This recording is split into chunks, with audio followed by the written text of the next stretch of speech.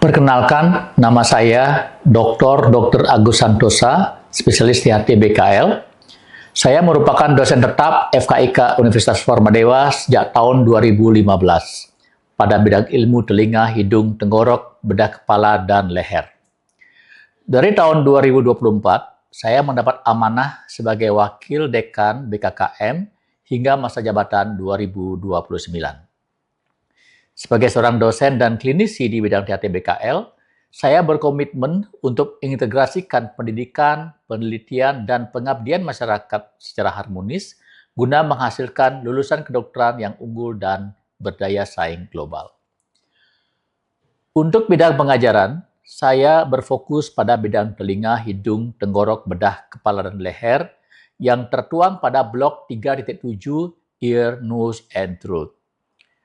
Dalam mewujudkan visi dan misi fakultas, saya berkomitmen mengembangkan pendidikan kedokteran yang unggul melalui berbagai bentuk pembelajaran, evaluasi, dan kegiatan pendukung lainnya yang terintegrasi dalam pemanfaatan teknologi informasi.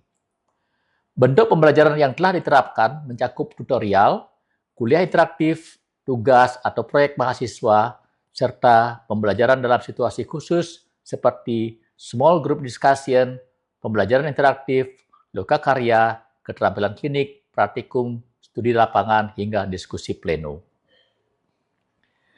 Dalam bidang penelitian, saya mengembangkan studi translasional yang berdampak langsung pada peningkatan pelayanan kesehatan, khususnya dalam mengungkapkan keterkaitan antara gangguan metabolik dan gangguan pendengaran. Ketertarikan ini berawal dari penelitian mengenai insiden gangguan pendengaran pada penderita diabetes mellitus tipe 2 di Bali Royal Hospital, yang kemudian mendorong saya menulis artikel tinjauan pustaka terkait potensi biomarker gangguan pendengaran neurosensorineural pada pasien diabetes.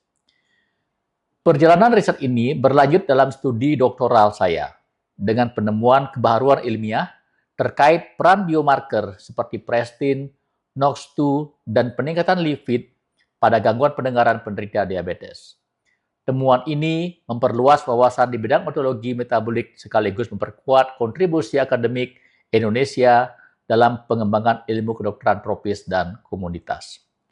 Sebagai bagian dari pengabdian kepada masyarakat, saya mengedepankan edukasi preventif dan screening dini terhadap gangguan THT.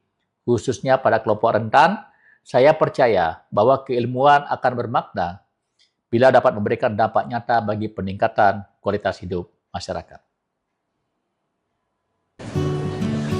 Baiklah, siap dari.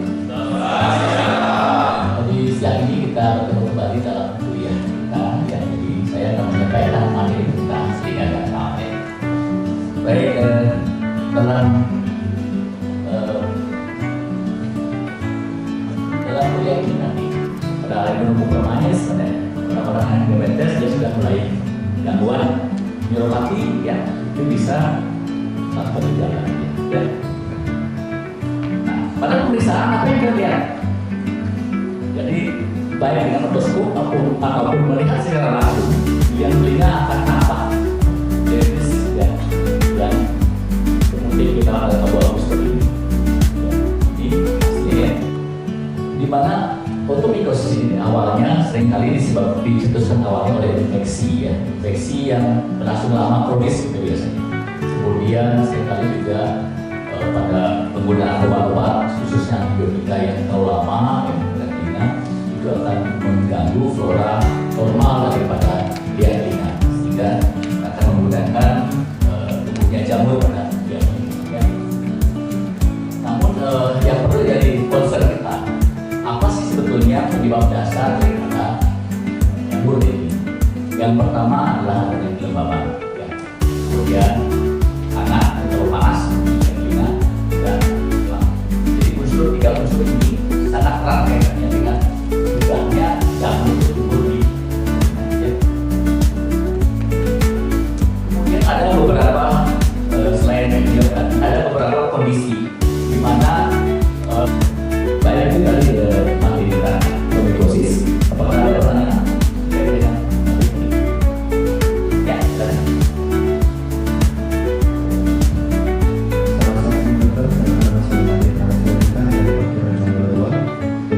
topik ini sedikit bertanya, kapan kita merujuk pasien dengan otomikosis dokter?